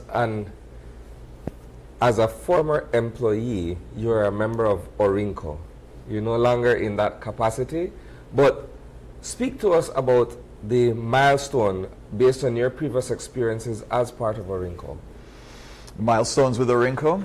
And of course the 41 years. you're Yeah, celebrating. so it's quite impressive. I mean, 41 years is a long time. I've not been around this place for 41 years yet. So Orinco certainly predates me. And what I find interesting, and I'm sure Miss Alma can speak on this because she's been around a little longer than I have, is a lot of insurance, especially in Belize, is generational. So this organization, the people who started it are the fathers, mothers, grandfathers, grandmothers of some of the people who are operating in the industry today. And they had the foresight to see that this is something that was needed. When we look back in our records, you know, when we have these anniversaries, we kind of take the time to reminisce. And it's amazing to see some of the thoughts that they put down in writing, why we were doing these things for the betterment of the industry, who's going to benefit, our shared customers, because today they might be your customer, tomorrow maybe they're my customer. And trying to create a level playing field so that there's some kind of minimum standard that people should expect. And that thought process was put in place in the foundation of Orinco, and certainly carries all the way through the 41 years and into the people who are here leading Orinco today. Ms. Gomez, I would imagine having Orinco makes collaboration a bit more easier, if you would, in terms of while yes, you engage individual insurance companies directly, Orinco as an umbrella organization, I would imagine there's also collaboration there that the message can go widespread faster to all organizations. Yes. Belize is unique in having the supervisor and the insurance industry collaborate. We have a quarterly industry meeting, supervisor and industry, and that's where all the rules are laid out to them, and they complain, Ms. Alma, we don't want this, we don't agree with you on this thing, and we negotiate, okay, this is how we're going to be running, you know, sometimes we have to compromise, sometimes it's no, you're doing with whatever we have to do. But we are one of the only countries that have that interaction on a quarterly basis. And that has helped out a lot. I always tell Orinco, you don't know who your supervisor is going to be, so you need to be united and make sure that whatsoever you're doing is for the betterment of Belize. Industry, policyholders, clients, third parties, because sometimes the persons affected are not even insured. So all of us are working together to ensure that Belize prospers. In your case, Andrew, RF&G has ventured off beyond Belize itself. We're in the Caribbean now. What has that been like in terms of competing in the regional space with the insurance products that you offer? Yeah, it's been a very good journey so far. Touch wood. We did the first year of operating in the Eastern Caribbean. We had Hurricane Beryl, and you know, again, that's what insurance companies are there for. They're there to pay claims, and so what a great opportunity to get out and settle some hurricane claims in the first year of operating in a new jurisdiction.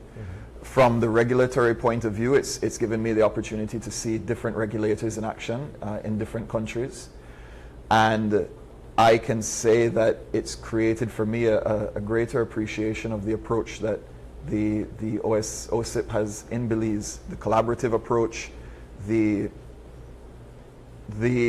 approach of considering all sides of the story, as Ms. Alma just said, listening to the insurance companies, listening to the policyholders, and trying to merge those common desires into what is needed by the industry, or what's mandated really by some of the larger governments around the world, because a lot of the things that insurance companies are compelled to do, we're not necessarily keen on doing, but we understand that it's part of a global system of protection for to protect against money laundering and terrorism financing, and we just have to kind of suck it up and figure out what's the best way of getting this done, what's the smoothest way of making sure we're compliant, but also following the law. So that whole, that regional experience has opened my eyes a little bit, and It's been good. Hopefully, it's step one of a multi-step process. Excellent. Well, we definitely want to send our congratulations to Orinco on celebrating 41 years. We also congratulate RF&G for your consistency and dedication in this space. And of course, to the regulators, you all are an important piece in this whole thing, because who are you going to complain to? Well, they're right there. So it feels as if we have somebody that has our back in this industry when we have complaints to make, and we know we're tired of complaining to RF&G or whatever other insurance company. I think that's, I know Miss Alma mentioned it, but I think that deserves a little extra, extra mention. The fact that if you have not been able to come to an agreement with your insurance company, the Office of the Supervisor of Insurance is set up to accept your complaint and to then support you, not to go and tell the insurance companies what to do, but to support you to make sure that when it's all assessed, you feel like you've had a fair shake. May not go the way you wanted, but at least you have the regulatory body who's responsible for overseeing this having a point and a say in the whole matter. And with the relationship you all have, we could be confident that there will be some communication taking place where those complaints are concerned. So we want to thank you all so much for joining us this morning. Once again, I believe you have some final thoughts you want to share? Well, I'm glad that, congratulating Orinco on 41 years. It has been a journey. Our office has had a journey. In fact, right now we are hosting 2 conferences, the Caribbean Association of Pension Supervisors.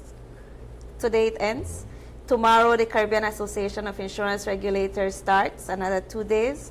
So we have the insurance regulators here in Belize.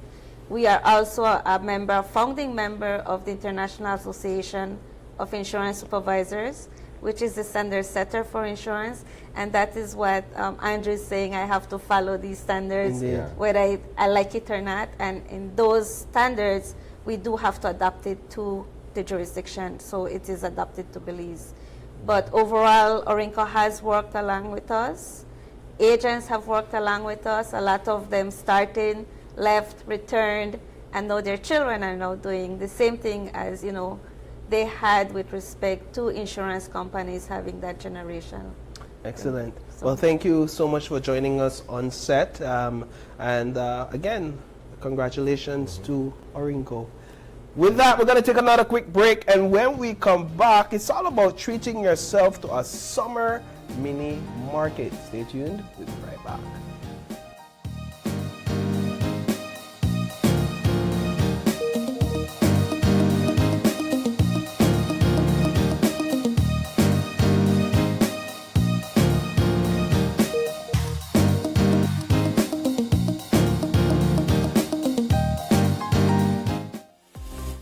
Fulltech Systems understand that technology isn't just a tool, it's a game changer. At home, smart devices and AI are revolutionizing daily life. In education, tech is making learning more interactive and accessible for students and educators alike. For businesses and government, it's driving innovation, streamlining operations, and unlocking growth, leveraging tech for better services, infrastructure, and security.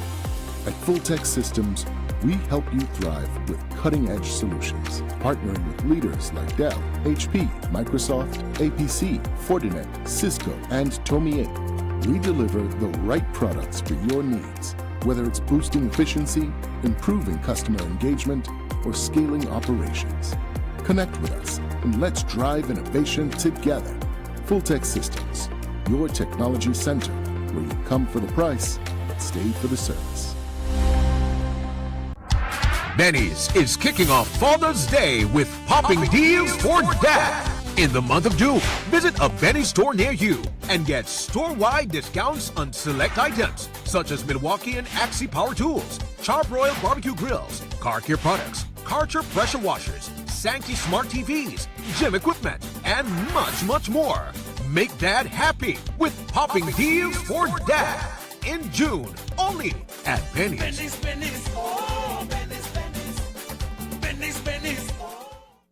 They're not just cigarette, vape, hookah, cigar, and all kind of tobacco product, Lego, dangerous smoke, and toxic chemical. When you smoke or vape, that cloud then not disappear. It turn into second-hand smoke and third-hand smoke where people wrong your breathing. That kind of smoke that could cause cancer, diabetes, lungs disease, or heart problems. It could kill anybody who get exposed to it. If you smoke or vape, go outside, far from people. Everybody deserves to breathe clean air. He skipped nights out. Said maybe next time too often. Ramen became a lifestyle. All for this moment, his first car. Protect what you've worked for with RF&G Motor Insurance. The biggest football event in the world is finally here, and Smart is giving you the chance to play and win.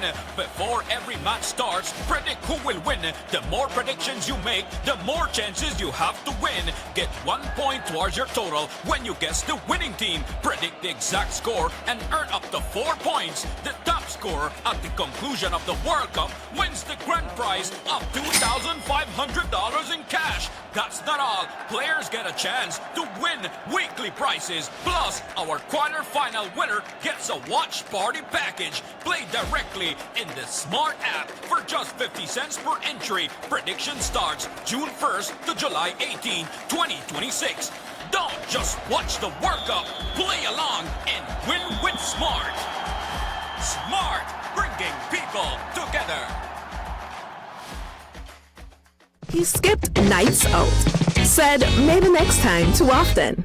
Ramen became a lifestyle. All for this moment, his first car. Protect what you've worked for with RF&G Motor Insurance.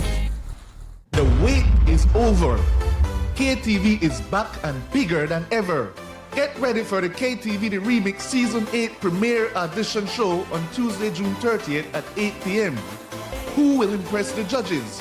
Who will earn a golden opportunity to move on to night one? And who has what it takes to become Belize's next KTV superstar? From powerful vocals to unforgettable performances, the journey begins with the auditions. Don't miss the premiere of KTV The Remix Season 8, the audition show, Tuesday, June 30th at 8 p.m. One stage, one dream, one chance to call yourself the KTV champion. Only on Greater Belize Media.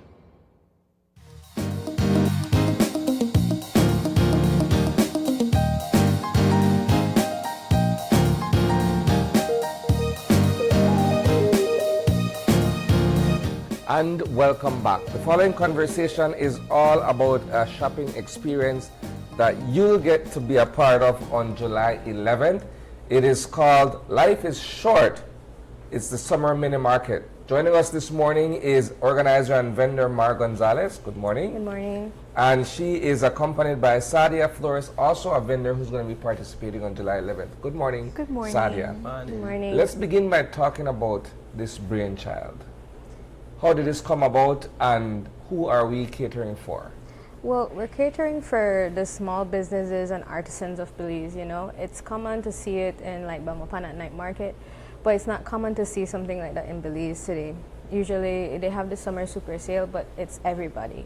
And I wanted to create a space for the little people, the underdogs, the small businesses that are just online and have nowhere to set up.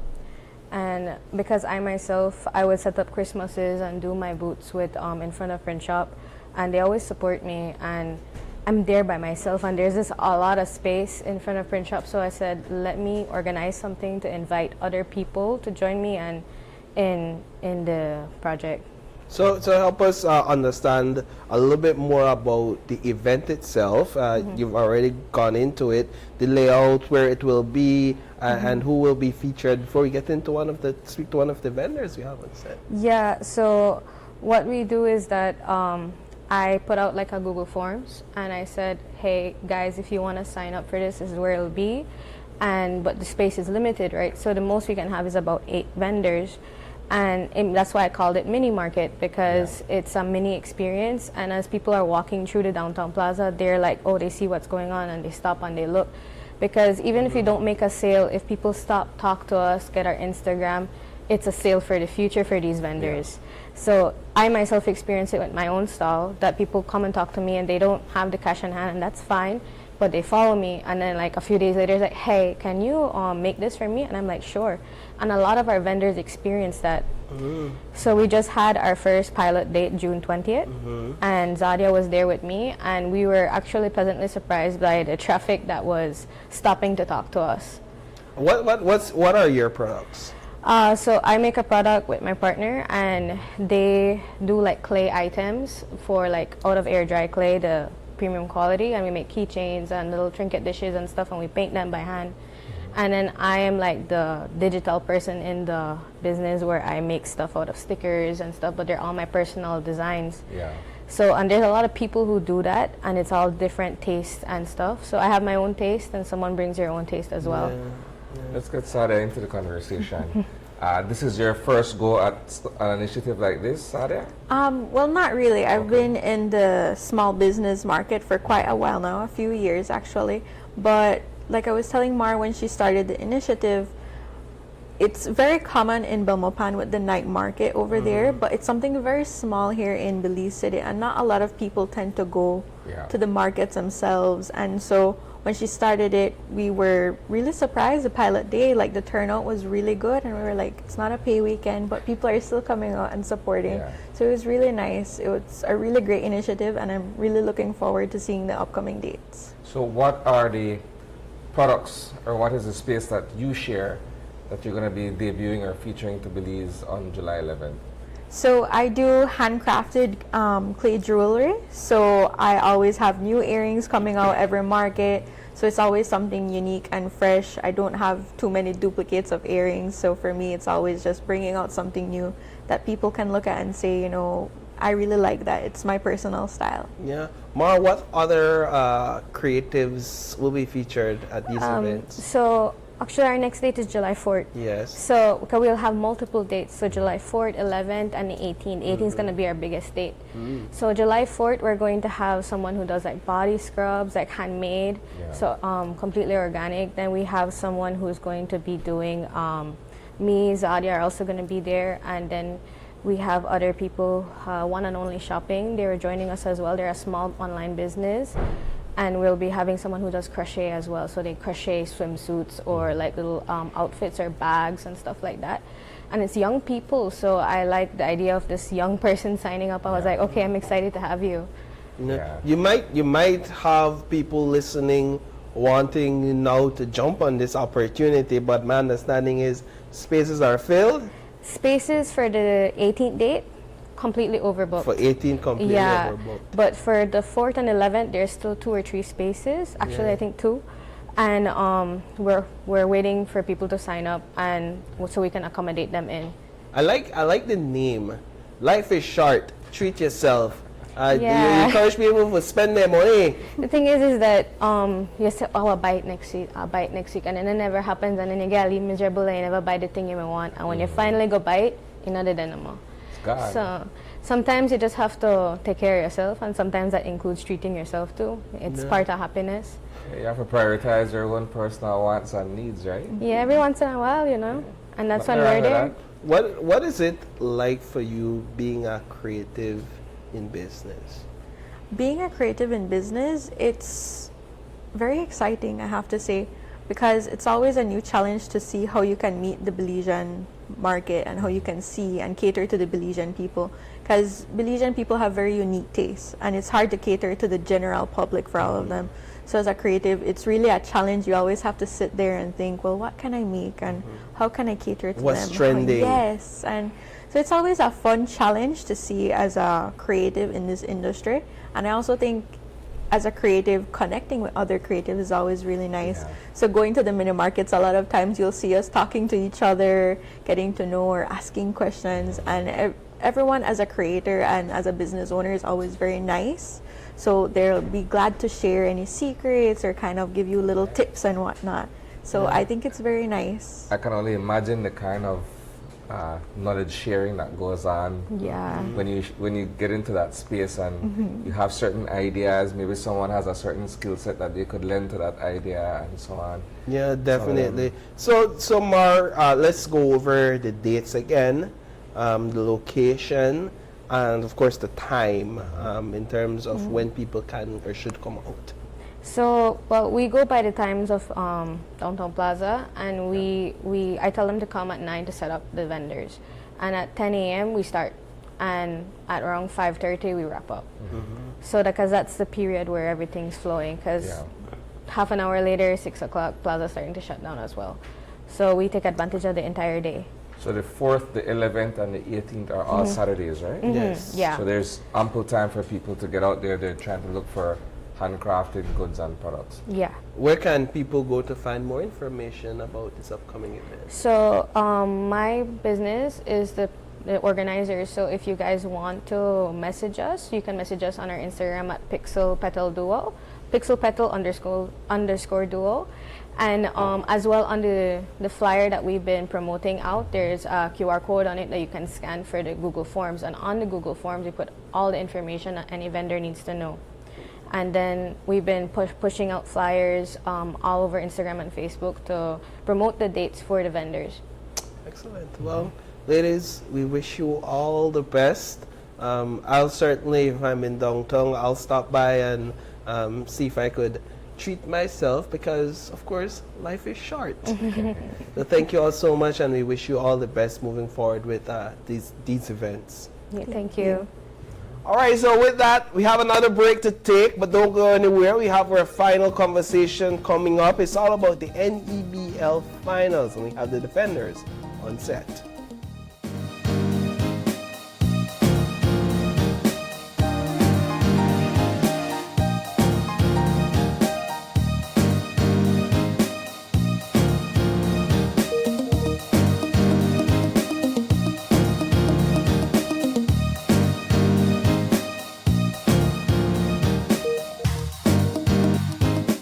I've always been fascinated with gemstones. It's all about taking nature's beauty and creating something uniquely beautiful. I've had inspiration from the Belize Blue Bull, the beaches, the jaguar. I've launched a new product called Co-Design with Deb, and Atlantic Bank's e-commerce system has opened the door to my international customers so I can receive payments so they can have their custom pieces shipped to them. Atlantic Bank, building the future together. Insurance fact. Did you know with Home Protector Insurance, home and property insurance does not only cover hurricane and fire? Your lifetime investment will also be protected from explosions, water damage, malicious damage, and more. So you can rest easy knowing your home is protected. Visit any Home Protector Insurance office near you to learn more.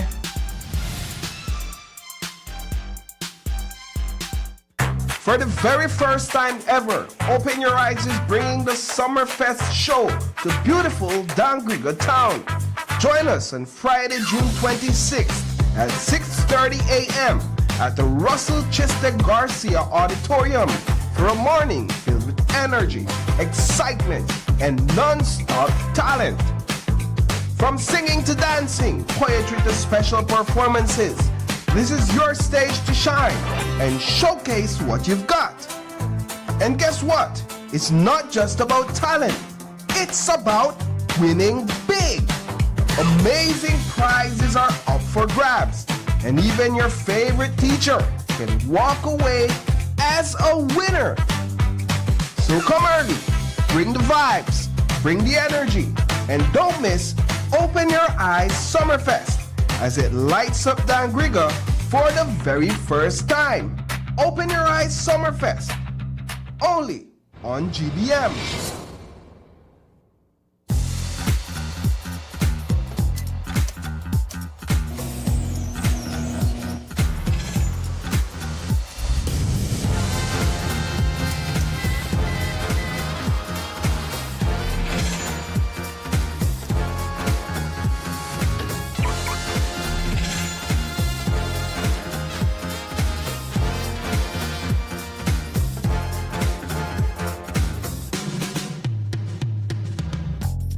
Introducing BB Insurance. Built for Belize. Your security, our priority. When your baby feels comfortable, you feel confident. Because every little moment deserves protection you can trust. Kushkin's diapers are designed with ultra-absorbent layers that lock in leaks while staying soft, dry, and gentle on delicate skin. So your baby can play freely and you can enjoy every smile without worry. Kushkin's diapers, comfort they feel, protection you trust. Kushkin's diapers and wipes are available countrywide at a supermarket near you. The biggest football event in the world is finally here, and Smart is giving you the chance to play and win. Before every match starts, predict who will win.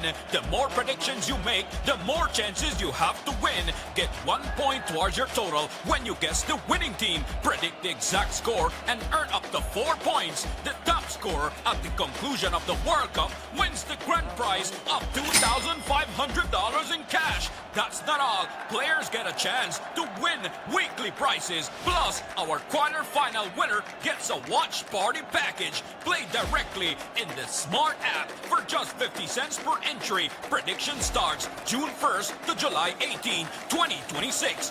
Don't just watch the World Cup. Play along and win with Smart. Smart, bringing people together. The next station is not just a place. It's the vacation capital of the world, Mexican Caribbean. Do you know why we are the capital of vacations? Because no other place on earth brings together so many ways to vacation in one single destination. Every vacation imaginable.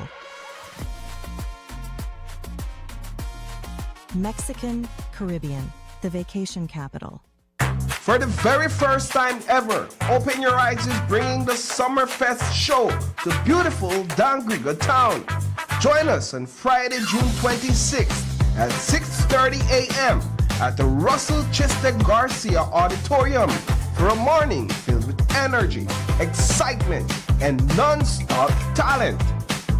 From singing to dancing, poetry to special performances, this is your stage to shine and showcase what you've got. And guess what? It's not just about talent. It's about winning big. Amazing prizes are up for grabs. And even your favorite teacher can walk away as a winner.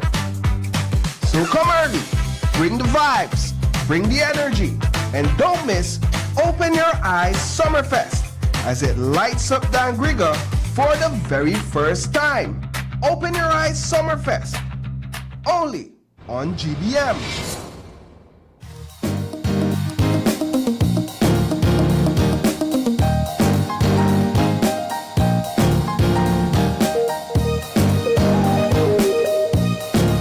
Welcome back. Thanks for staying tuned with us. We have a full set for our final conversation. And we literally not have no more people because we can't put no more people per set. If we could have, we'd have the whole team, the defenders that's we're talking about on set this morning. But we do appreciate all these guys joining us. I have no stranger to the morning show, Mr. John Marsden, who is currently my co-host, right? So you'll be pitching some questions to these guys. Who knows these guys better than you, right? So get your questions ready and you guys get ready to answer. And then we have on set joining us, we have Bobby Williams, we have Nigel Jones, we have Devon Campbell, we have Shane Pratt, and we have Jean Awake. Right? Yeah, I told him I'd butcher his name. But gentlemen, good morning. Good morning. It's a pleasure having you all, and let me just say right off the bat, congratulations on making it to the finals. I never doubted you all one bit, right? So just let the record reflect that, right, John? I never doubted you all. Maybe one leave it, but at the start of the season, guys, but you all came back. John, How does it feel for you and your team to be in the finals? For the part of the management, I have a speak on the management side, right? We kind of feel happy, but we know that we've been here. This is our third time being in the finals, and we've yet to complete the task. So we're happy, excited, but you always have that lingering thought back of your head. But we have a lot of faith in this group. We feel like these guys are committed wholeheartedly. They're willing to put in the work. They're showing that they're vested into what we've had going on this entire season. So that's basically, that's our feeling. We also feel like we're here to win it, but we want to make sure that everybody stay committed and stay focused on completing the task, right? So you can't say, I don't got this, our formidable team we're going up against. Indeed. Right? So we know that they want it just as bad as us. And let me bring the captain in on this very same question. What does this moment mean for you and the team? Well, like John said, we're excited to be here, but we know the job's not finished. We've been here before, and we didn't quite fulfill, what we set out to do the last time. So, that it leaves a bad taste in your mouth when certain things don't go the way that you plan for it to be. So, just want to come back in this time, just make sure that we double down on everything that we promised ourselves at the beginning of the season. And like John said, we just want to stay committed to the goal, the end goal. So, I feel like we're where we want to be. I feel like we're where we need to be as a collective unit. So, we're just going to take it one day at a time and just try to figure this out. No, and getting here is not overnight. It takes a lot of focus. It takes a lot of discipline. It takes a lot of tunnel vision. What would you guys say are some of the common distractions or detractors or detractions that you've had to avoid this season in order to keep your head in the game? Why all the smiles? Let's ask Bobby. Bobby, look like he has something to say. Let's ask Bobby that question. There's plenty of distractions, like life in general. Yeah. But I think we have a good group of guys who, have their head on straight, and they know that we want to accomplish one goal. So we try to, weave out all of the distractions as much as we can. Yeah. Just trying to finish out. For you, Mr. Campbell, how do you stay focused and stay away from the detractions and the distractions? All I think about is basketball right now. So I know I got one goal, so it's really time to lock in. So what I do is I stay in the gym. As long as I stay in the gym, I know that I can't get distracted by the outside and stuff like that.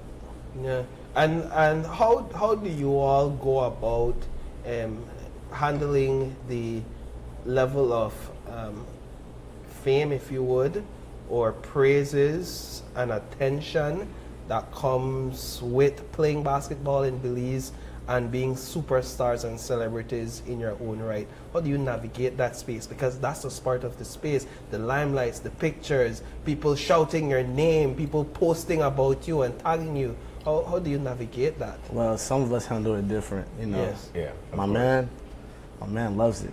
Yeah. You know what I'm saying? I'll double back on that. He's the guy that kind of teaches us how to really maneuver. He's the one that sets the blueprint. We follow his, because he's the one that used to all that, celebrity status. So we're not used to it. So we follow him. Yes. After a game? After the game, going out like a room on 1 or 2 always. Yeah. Just him. Just always. So what has he taught you, or what are you learning from him? Oh, just how to deal with different fans, deal with a lot of people. Keeping a bright smile. Keeping good energy around yourself. Not just taught me all that. So and the guys. So great guy to look up to. Great celebrity status out here in Belize. Yeah, I could feel the genuineness in your. Appreciate My that, guy, man. man. That's my guy. Thank you. Why is it important to engage fans the way you do, Nigel? Well, I feel like because without the fans, we wouldn't be like what we are. So a lot of times, I've been with Defenders since the beginning. So everybody that has ever been a defenders, you had to have come see me play at some point. So like with that, I just try to engage with them the most that I can, you know, try to let them know that we need you guys just as much as you guys want to show up and come support us. We need that. So just to try to keep them in that, show them that we appreciate them the same way they appreciate us coming out and doing what we're doing. We appreciate them for showing up. So I try to just show as much love as I can, you know, when it comes to things like that. So after the game, like they say, everybody else done went to the locker room. I can't make it back there like that because as soon as the game done, everybody wants to come take pictures, sign autographs. But for me, it's not a problem because I'm used to it by now. So, but we try not to let that get too far out of your head. You still try to stay focused and just remember what we're here for. So yeah, how would you? Ajahn, I believe this is your first season with the Defenders and playing in Belize. Yeah. How would you describe the basketball culture in the Defenders? In Defenders, I mean, Defenders, they treat me like a family. So, you know, our fans too, they show love. So, a lot of support, and I mean, I think it's a great environment to thrive in. And in Belize in general? Yeah. Yeah, tell me a bit about what your experience is like basketball in Belize. Basketball in Belize, I mean, I think it's, compared to other leagues, I think it's pretty rough. Like, yeah. Also. I want you to expand a bit on that. Nah, it's just like really physical. Yeah. I mean, other leagues are physical too, but out here I feel like it's really physical. Even like how the kids be growing up playing. Mm-hmm. So it's just like. Yeah, we grew up playing basketball in the streets, on cement court, bare feet as well, in the hot sun. So that will toughen you up. So when you get in the big leagues, those are the type of guys you come across, like Shane, right? Mm-hmm. You could attest to those sort of experiences growing up, right? Yeah. So now, my brother, the first game, I understand, in the finals is this weekend, and you all face off against the Rebels. Correct. So we go up Saturday. Gates open at 7:30. We're tip-off time at 9 promptly, right? We have to start promptly or else they're in charge. So the games actually start on time. Mm-hmm. We ask everybody come soon. We have our opening lineups, or our introductions. That kind of set the trend for the guys to give them energy, for giving them an extra pump. So we always ask the fans come out so we could get the lead extra, give the guys the lead extra push. Then we have tons and tons and tons of giveaway. Last game we had so much giveaways we couldn't give away everything. Oh really? I've never had that yet where I can't give away everything. Yeah. You know. Again, we are trying to do that instead of having people just sit around me, not engage with the entertainment we have. We're telling them, okay, come out, bring your family, bring your children, bring your brother, your sister, your auntie, your uncle, even your granny. Somebody will have a chance to win something. We have tons of giveaways. We have weekend stays from your owner. We have cash prizes. Last time we gave away $2,000 to two fathers just for simply coming up and hitting a 3-point shot. Wow. Right? We gave away cell phones. We have cell phones. We have TVs. We have gift certificates. We have cases of milk. A child win a whole case of milk, and also something we have for everybody for win. Right? You just have to do all of that. Listen to the mic with the MC when he's calling out. Just come on take one shot, carry home something at you. Right? We also have going up against these guys. We have the Running Rebels. We know this is no secret. Running Rebels not like we not like the Running Rebels. A lot of backstory got to that. The two coaches that are currently coaching the Running Rebels used to coach the Defenders in 2024. The owner used to coach the Defenders the first time we went to the finals and lost. So that one we want to win, we know none of we don't want to lose to the other. Yeah. You know, this team, both teams not really happy to see each other on the opposite side. So that is who more hungry. Has any of the teams ever won a chip? No, None, right? So none. this is going to be a first of one franchise, right? Yeah. And each franchise want that. Each Of franchise course. hungry for that. I believe the Defenders are more hungry. I believe the defenders are the better team. We do need our fans to come out and help us support. I always have to big up my fans there. The defenders fans are loud and come for Ram anybody stadium, but we want Ram our stadium this Saturday. Right? Come out, bring on our hands. We have memorabilia for merch to sell, t-shirts, cups, ton of sticks, mugs. You ask for it, you got it. We have baby flags for your cars. You want to represent the defenders, we have everything available at the Civic Center. Tickets go on sale as of Monday. We went on sale. I'm telling people, get your ticket, especially if you want to sit on courtside or VIP. Right. Then they are limited. Those are already going crazy. I checked it yesterday, and at least about 50 done sell for the second day of the week. 50 done sell. That they show you the level of where this game they want to have, right? So go up on the quick pass up. Use your debit or credit card. Just make sure that your own card. You could buy your tickets there, and then the ticket booth will be open on Saturday morning up until game time, and then we stop selling basically around the halfway point at the fourth quarter. Out of the 5-game series, how many are scheduled to be home games for you guys? We only need 3. Yeah, we only well, use 3. right. So we'll get at least 2 games in the Civic.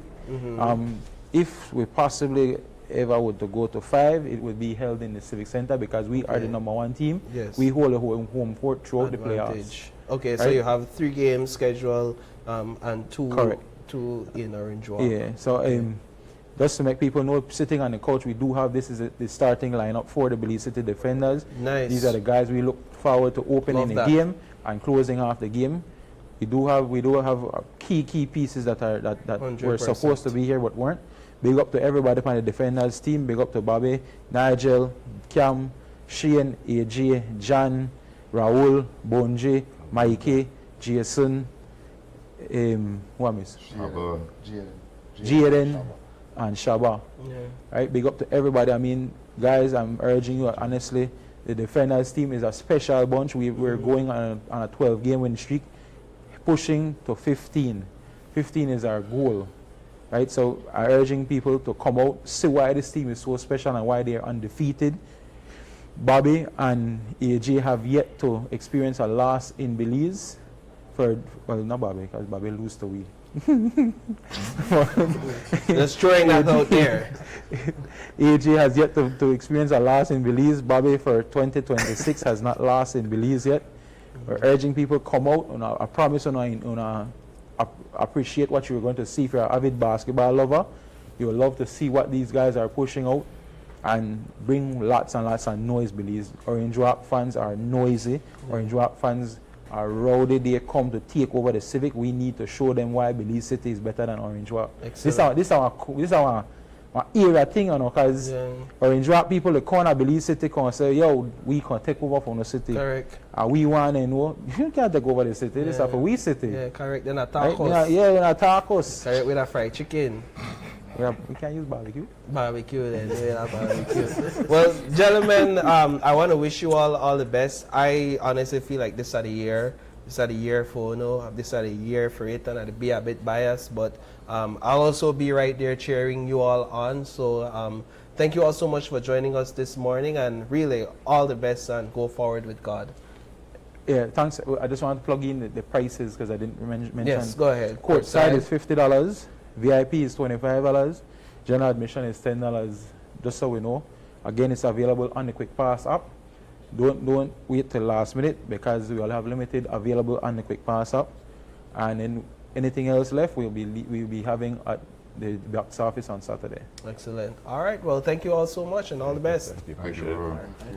All right, so with that, we've come to the end of this morning's show, and I do want to thank all our guests for joining us, and of course, you, our audience, for staying tuned throughout the entirety of this show. We can't do it without you. We want to say happy birthday to anyone celebrating a birthday today. It's June 24th. If you're celebrating an anniversary or some special occasion, we do want to say, I know Nigel or somebody always got a birthday shout out. Yes, tell me.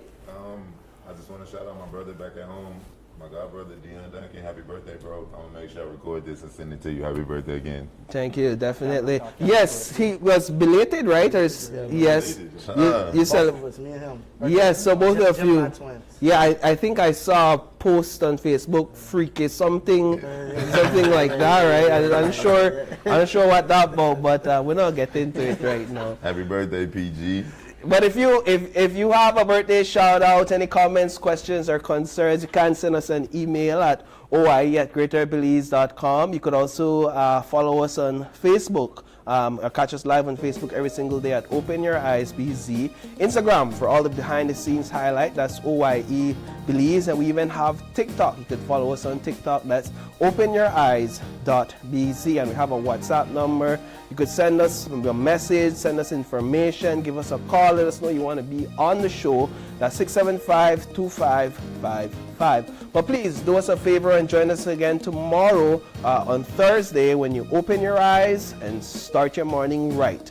Until then, John, I need your help because the me one, right? So I want help to sign me out. So I will say until then you will say keep your mind, you will say keep your heart, and then you will say keep your eyes open, right?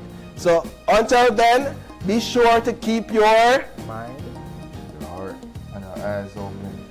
See you all tomorrow, Belize. Stay safe. Yeah.